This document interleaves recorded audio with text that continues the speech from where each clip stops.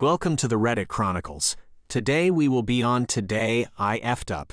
Our first post is by RN The Coolest. Today I F'd up by injuring a heart surgeon in the middle of heart surgery. I am an assistant in heart surgery. I work with over a dozen different surgeons. The one doctor is one of the OGs at this place, been around forever, seen it all, done it all, nothing really bothers him. He's very quiet and reserved during surgery. I'm new here, so I'm really trying to make a good impression. The case before I worked with this doctor was literally the smoothest case I've ever assisted. I was truly a step ahead the entire case, and the surgeon didn't have to ask me to do anything because I was already doing it. It felt so great, so when I saw my assignment was to work with him, I was super pumped to get a chance to build on how great the previous case went. So there we are, in the middle of the surgery. The heart is arrested in diastole, the heart-lung machine is cycling the blood instead, and we have the heart literally cut open to replace a valve. Right in the middle of placing the valve sutures into the heart, he handed me 2 of them, and I went to place a hemostat clamp on them outside of the open chest, like I had with the rest of them. This is a routine and imprecise move, so I was kind of nonchalant about it. Unfortunately, the surgeon pulled his hand back right as I went to clamp, and I clamped a metal clamp onto his pinky knuckle. He lurched back and screamed in pain, looked at me and said, "Now why the F did you do that for?" I was speechless, being caught totally off guard. Obviously, I hadn't done it on purpose. This reserved and quiet surgeon had just scored a touchdown in the Super Bowl spike with the now contaminated with his own blood needle driver he had been holding onto the floor, ripped off his gown and gloves, and stormed out of the room. The entire room was pin-drop quiet. What do we do with this open chest and open heart without a surgeon? What happens now? My career flashed before my eyes. My ears burned like lit sparklers, and sweat started running down my neck. My surgical goggles started fogging up. For a second I felt like I was going to pass out, but 30 seconds later we heard the surgeon slamming the metal panel on the scrub sink, and we knew he was scrubbing back in. He came back in the room a few minutes later, clearly red-hot mad, but we went right back to work and finished the case without a single word about what happened. When he was getting ready to leave the room, I apologized sincerely, which he kind of resentfully accepted. TLDR. I ripped a world-class heart surgeon's hand open with a metal clamp in the middle of surgery, which really pissed him off, but he washed the blood off and went right back to work like the professional that he is, and I almost died from shame. Our next post is by Venomous Vegan. Today I F'd up when I gave a homeless boy the vegan sandwich my girlfriend made for me. My girlfriend, 25, has been supplying me, 28M, with vegan sandwiches to take to work ever since we moved in together at the beginning of the month. To be honest, I didn't like the taste of the sandwiches, and I literally never ate another vegan sandwich again after the first one, but I didn't want to make my girlfriend feel bad, so I accepted the sandwiches every morning and gave them to homeless people without my girlfriend knowing. It was a win-win-win. My girlfriend was happy, I was happy, and hopefully, so were the random homeless people who ate the sandwiches. However, no one was happy after yesterday when I decided to give my vegan sandwich to a homeless boy on the street. The boy was with a woman and a dog.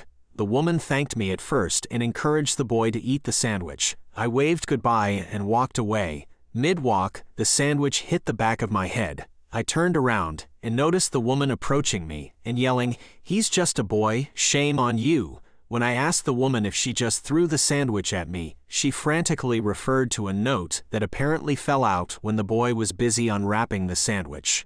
The woman closed the distance between us and planted the note in my hand. I recognized the handwriting. It was my girlfriend. The note said, "I want you to tell me what a bad little vegan I am when I'm on my knees with your D in my mouth." I looked at the woman and said there must have been a misunderstanding. The woman called me a creep and instructed her dog to attack me, but thankfully the dog did nothing. I apologized to the woman and explained that I didn't know about the note.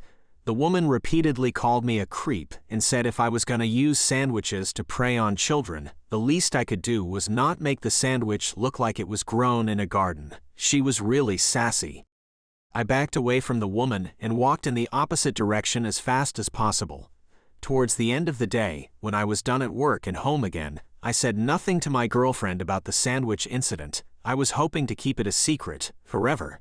But then my girlfriend and I passionately touched and my brain cells died. Mid-BJ, I thought of the note and called my girlfriend a bad little vegan without thinking. She playfully pinched me and said she was beginning to doubt if I was ever gonna respond to all the dirty notes she included with my sandwiches. Notes, plural. I lied and said I was playing the long game, building suspense. My girlfriend asked if I was keen to do that thing she wrote in Tuesday's note. I said okay. My girlfriend lied on her back and said she was ready. I was supposed to do something, but I had no idea what that something was. The random homeless person who got the Tuesday vegan sandwich probably knew. I went down on my girlfriend, which was confusing for her, because she asked what I was doing. I shrugged and said I didn't remember Tuesday's note. My girlfriend narrowed her eyes and asked what about Wednesday's note. No comment. My girlfriend asked if I actually read any of the other notes. I lowered my head in shame and confessed to giving her sandwiches away. I came clean about everything, including the homeless boy situation and the fact that I didn't enjoy vegan food. My girlfriend nodded and gave me a very cold hem. I apologized for not being honest. My girlfriend said she understood and got dressed. I said I was still willing to do the Tuesday note thing, but my girlfriend got into bed and said goodnight. It's safe to say I'm not her favorite person right now. TLDR, my girlfriend made vegan sandwiches for me every day. I didn't like the sandwiches, so I gave them to homeless people without telling my girlfriend. Little did I know that my girlfriend started wrapping hot notes inside the sandwiches, which became a problem when I gave one of my sandwiches to a homeless boy in front of his mom. The mom discovered the note and publicly shamed me for preying on her child. Meanwhile, my girlfriend realized I was lying about the sandwiches when I accidentally said too much, and now she hates me. Next up, posted by President Weevil. Today I effed up by purchasing an expensive coffee machine and making a terrible discovery. I drink a lot of coffee.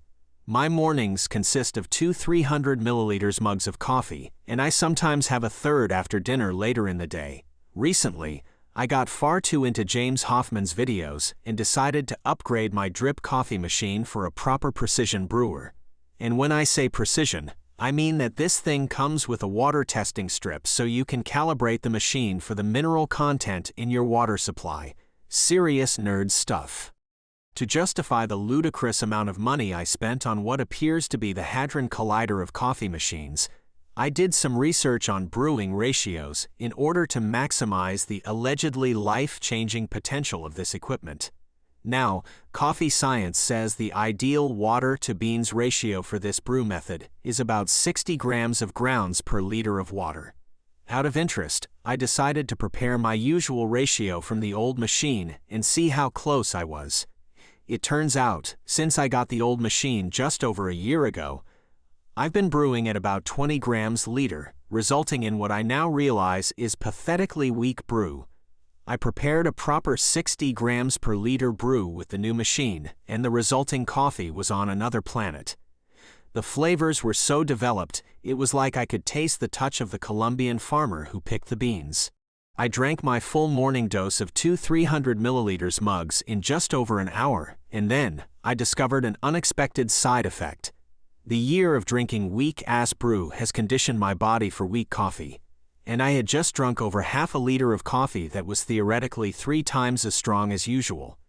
It has now been an hour since I finished that first pot, and I can hear the passage of time.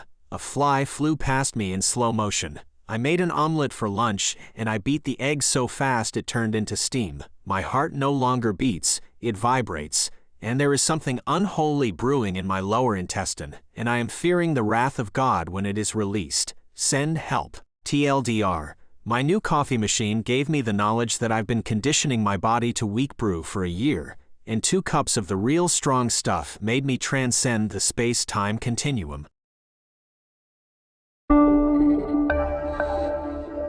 Thank you for listening to the Reddit Chronicles. Follow for more content.